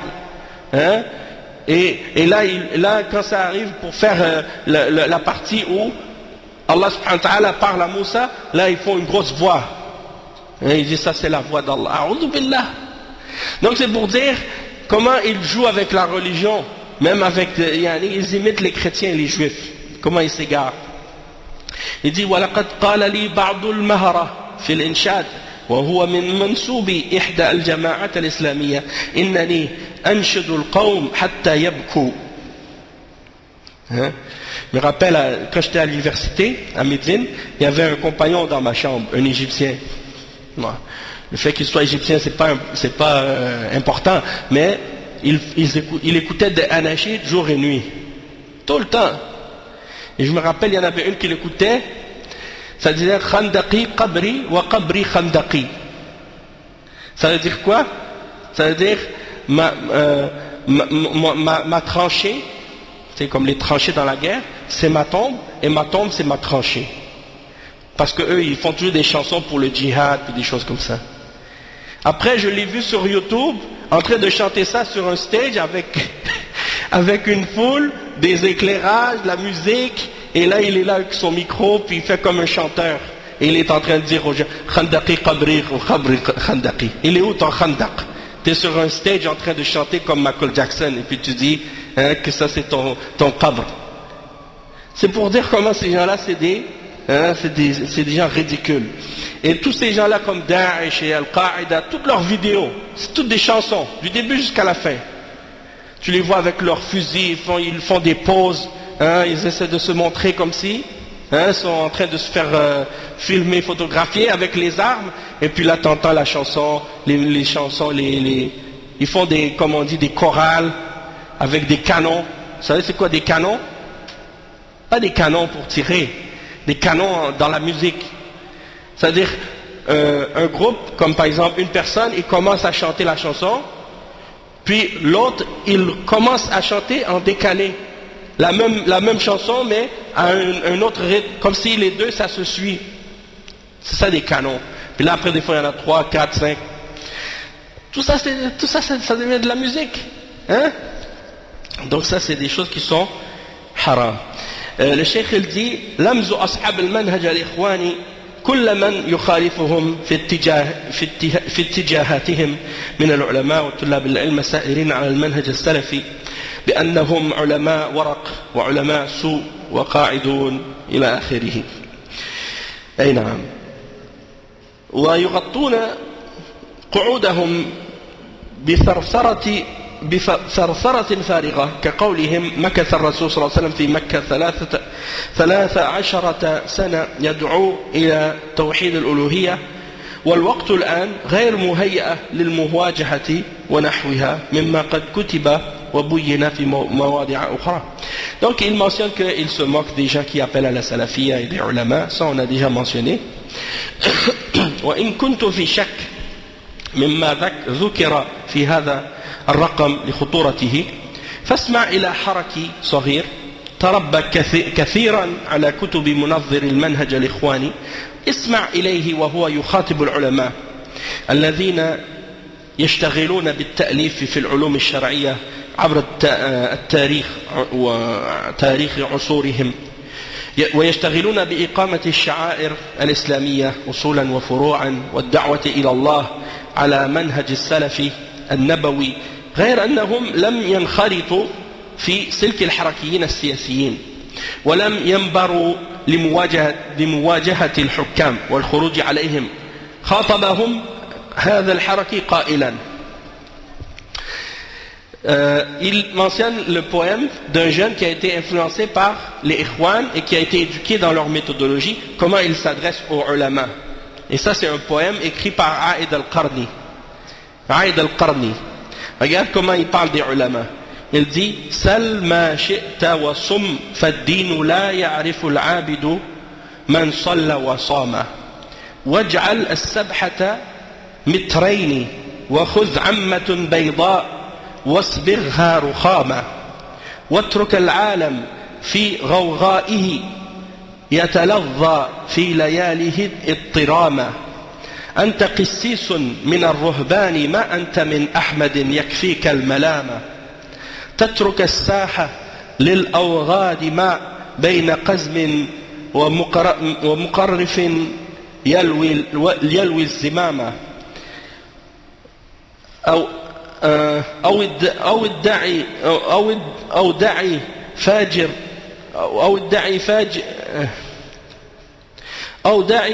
دعي فاجر أو أوقع في أمتي جرحا أبا ذاك التئاما لا تخادعني بزي الشيخ ما دامت الدنيا بلاء وظلاما أنت تأليفك للأموات ما أنت إلا مدنف حب الكلام كل يوم تشرح المتن على مذهب التقليد قد زدت كتاما. يعني il dénigre les savants.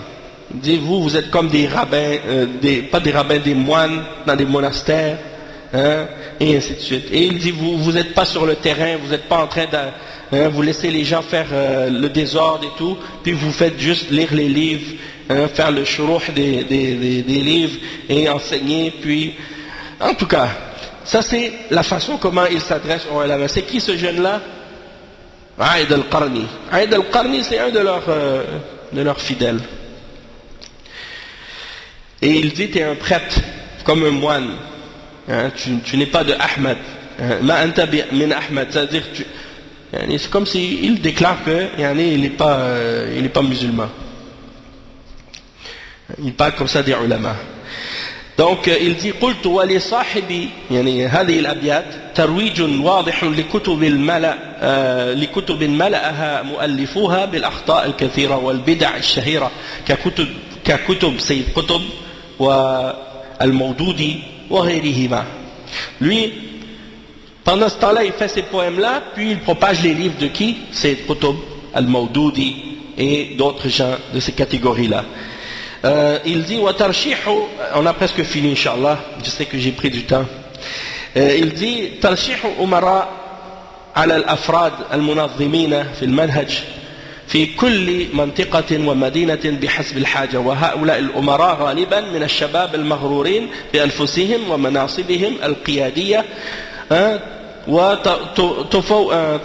وتفوضهم القيادة في تربية الأفراد وفق فقرات المنهج وبدونه، ويعمدونهم بأخذ البيعة التي لا تطلب من الشخص الإخواني إلا بعد تجاوز مراحل قطعها المريد في زمن طويل، ولها مقدمات وعليها عهود ومواثيق، كما حدثني من عاش معهم ثم أفاق وانخنس من التنظيم إلى المنهج السلفي الواضح السليم، وكم من أسرار تتضمنها تلك البيعة البدعية وينطوي عليها الطرفان، وقد ظهر بعضها كحادث التفجير الذي وقع في بلد التوحيد الرياض، وإن بقي تنظيمهم ساري المفعول فلا تنتظر إلا كثرة الأحداث والحوادث. Donc il mentionne que ils ont des chefs et des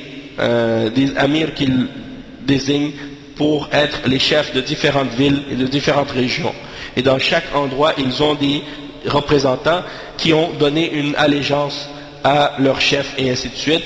Donc il parle de ça, on en a déjà parlé. التكتم والتلون والتقرب إلى من يظنون أنه سيخدم قضيتهم حتى إنه لا يخفى شأنهم على من يخالطونهم من أهل العلم زمانا طويلا. C'est-à-dire qu'ils essaient de se rapprocher mais sans montrer leur vraie position et leurs vraies idéologies. Ils vont se cacher pendant des années pour se rapprocher de quelqu'un, puis même parfois ils vont se rapprocher même des ulama pendant des années, ils ne vont jamais montrer leur vraie face, leur vraie couleur. Pourquoi? Parce qu'ils veulent arriver à être proches des gens qui ont une influence et de ceux qui pensent qu'ils vont pouvoir leur rendre des services. سعيهم للوصول إلى السلطة ويستخدمون رموزهم يتخذون رموزهم أدوات وأسبابا بأي طريق من طرقهم المتعددة لخدمة المنهج، وتراهم يقصرون دعوتهم على مناوئة الحكام. On a mentionné de ça, on a parlé de ça déjà, comment ils essaient d'arriver au pouvoir par tous les moyens. غلو المتقيدين بخطط المنهج الإخواني الحركي في قادتهم ومنظريهم، حتى صار الغلو فتنة لبعضهم فارتكبوا مخالفات في كتبهم وأشرطتهم ما كان لهم أن يرتكبوها. واسمعوا مثالا واحدا من أمثلة الغلو في 4 أشخاص ممن قالوا عنهم قادة السحوة فقهاء الواقع. Donc ici le cheikh il dit regardez comment ils exagèrent, ils sont parfois à l'extrême par rapport à leurs chefs et à leurs théoriciens, ceux qui organisent leur groupe. Et là il mentionne un poème dans lequel un d'entre eux fait un poème et il glorifie Salman al-Ouda, Safar al-Hawali, Aïd al-Qarni et Nasser al-Omar.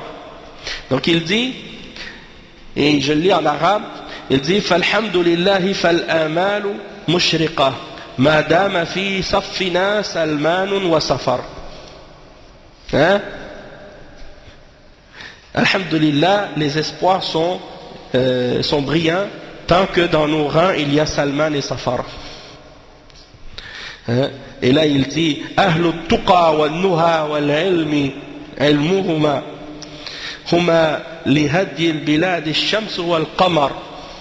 Ils sont pour la guidance, il y a des gens de la piété, de la science, de la raison, et leur science, il dit, ils sont comme le soleil et la lune pour notre pays. Il y a des gens de bid'a, des gens d'égarement, des gens que Cheikh Abdul Aziz ibn Baz et les grands ulama de l'Arabie Saoudite ont mentionné que ils les ont fait emprisonner, Salman et Safar et tous ces groupes-là, ils les ont tous mis en prison.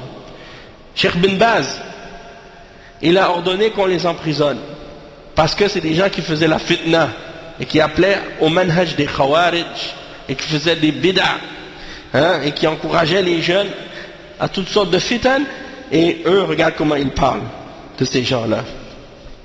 Après, je ne vais pas tout lire le poème, mais il dit Ya sahwata a'id al-qarni yan'ishuha bi'ilmihi al-jamma yarwiha fatazdahar. A'id al-qarni avec sa science, son immense science. Et après il dit Wa yarsumu al-khittatu al-muthla limanhajiha wa sayriha bi'tizan al-nasir al-umar. Donc c'est pour vous dire comment ils font les éloges de ces gens-là et que pourtant que ce sont des gens d'égarement. Et ça, tout ça, c'est des gens qui sont en Arabie Saoudite. Allah musta'an. Donc les Ikhwan, ils se sont beaucoup propagés en Arabie Saoudite avec ces individus-là. Et c'est eux qui font la fitna là-bas. Il dit, dernièrement, justement, j'entendais, il disait, Aïd al-Qarni, il y a un frère qui a posté ça sur Telegram, il disait, il faut souhaiter les joyeuses fêtes aux chrétiens et aux juifs. Aïd al-Qarni, c'est ça.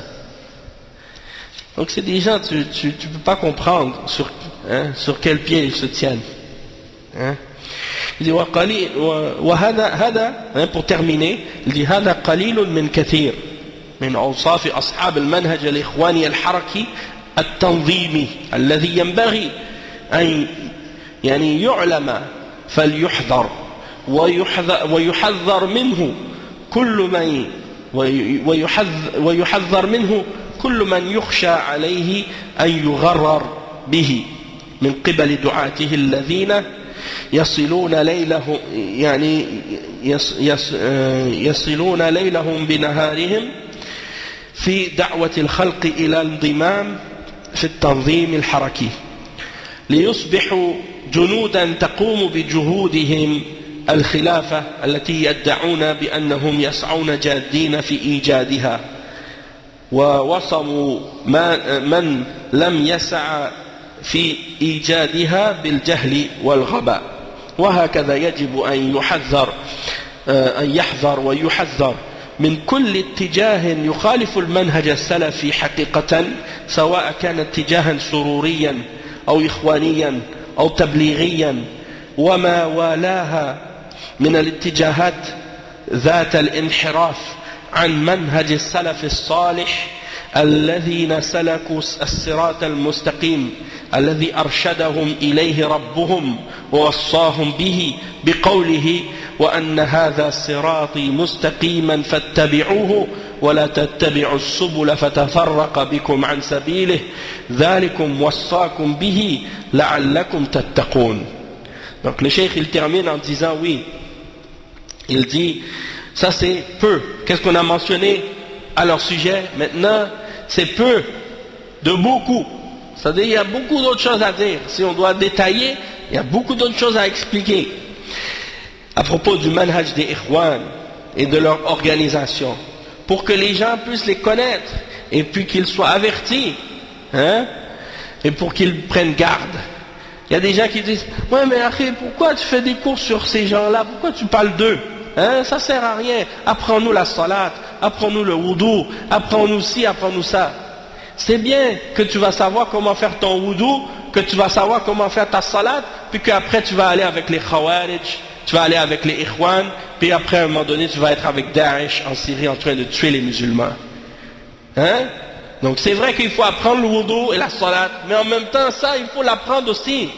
Parce que si tu n'as pas appris les bases de ton manhaj et de ta aqida, eh bien après c'est facile de t'égarer facilement. Pensez pas que les gens qui sont avec Daesh ou avec d'autres groupes de bid'a, les Ikhwan, ils ne savent pas faire le wudu. Oui, ils savent faire le wudu, ils savent faire la salat. Peut-être qu'ils ne savent pas comme il faut selon la sunna, mais ils ont quand même certaines notions de base sur ces choses-là. Mais par contre, le manhaj c'est fondamental. la connaissance de la aqidah et du manhaj passe avant les détails de toutes ces autres choses-là. Parce que si tu fais ta salat, tu fais ton jeûne, tu fais tes adorations, mais tu n'as pas une bonne aqidah, tu n'as pas un bon manhaj, tu risques de faire en sorte que tes bonnes adorations, tes bonnes actions ne soient même pas acceptées par Allah. Donc c'est plus grave. Même les enfants, les gens ils disent il faut apprendre aux enfants, on veut qu'ils mémorisent le Coran, on veut qu'ils apprennent le Coran. Et les ulama ont dit il faut commencer à apprendre aux enfants le tawhid et la aqidah en premier, avant même d'apprendre le Coran. Parce que le Coran, dedans il y a la aqidah, mais s'il ne comprend pas la aqidah, il ne va pas comprendre sa croyance. Il y en a qui mémorisent les versets du Coran. Des enfants du Pakistan, de l'Inde, de l'Afrique, de la Malaisie, de l'Indonésie, ils ne connaissent pas un mot d'arabe. Mémorisent le Coran au complet. Tu lui demandes sur sa aqidah, il ne connaît pas. Pourtant, il mémorise le Coran au complet. Mais parce qu'il n'a pas étudié la religion. Et des fois, tu dis aux frères, ils viennent à la mosquée et disent vous, est-ce que vous avez des cours pour enseigner le Coran aux enfants? Et non, en ce moment on n'en a pas, mais on a des cours de religion. Ah dommage, je voulais juste que mon enfant apprenne seulement le Coran. Et la aqidah non? Et le tawhid non? Que tes enfants sachent la différence entre le tawhid et le shirk, ça c'est pas important. Mais ils vont mémoriser le Coran du début jusqu'à la fin sans même comprendre un mot. Et ça c'est ça l'important. Donc la compréhension des gens elle est où? Des fois on se demande. Et donc le cheikh il dit il faut mettre en garde contre ces gens-là et avertir tous ceux qui risquent d'être appelés par eux, parce qu'ils font ces gens-là ils n'arrêtent pas jour et nuit pour égarer les musulmans. Ils ont des moyens, ils lâchent jamais pour y arriver. Et donc il faut faire des efforts pour mettre en garde contre toute personne qui contredit le manhaj salafi et la réalité de la salafiyya. Peu importe que ce soit un sururi ou un ikhwani ou un tabliri ou toutes les autres tendances qui existent et qui a dévié du Coran et de la Sunna. Oui. On a fini, Inch'Allah. Barakallahu fik. Donc, le cheikh il dit il faut suivre le manhaj des salaf as-salih. Et c'est le manhaj de ceux qui ont suivi le droit chemin que Allah leur a ordonné de suivre. Quand il a dit dans le verset 153 dans Surat Al-An'am, et voici mon chemin dans toute sa droiture, alors suivez-le et ne suivez pas les petits sentiers qui vont vous faire dévier de son chemin ou diviser de son chemin. Donc ça c'est la fin de la première partie de ce livre au sujet de Asbab Istiqamat al-Shabab de Cheikh Zayd al-Madkhali. Donc j'ai résumé, j'espère que ça a été bénéfique pour vous tous et que vous allez en profiter Inch'Allah. Donc alhamdulillah, ce sera disons une introduction à ce sujet pour ceux qui n'ont jamais entendu parler, et pour ceux qui savent déjà, eh bien c'est un rappel pour eux. Inch'Allah, subhanakallahumma bihamdika ashhadu an la ilaha illa ant astaghfiruka wa atubu ilayk wa sallallahu wa sallam ala nabiyyina Muhammad wa ala alihi wa sahbihi ajma'in.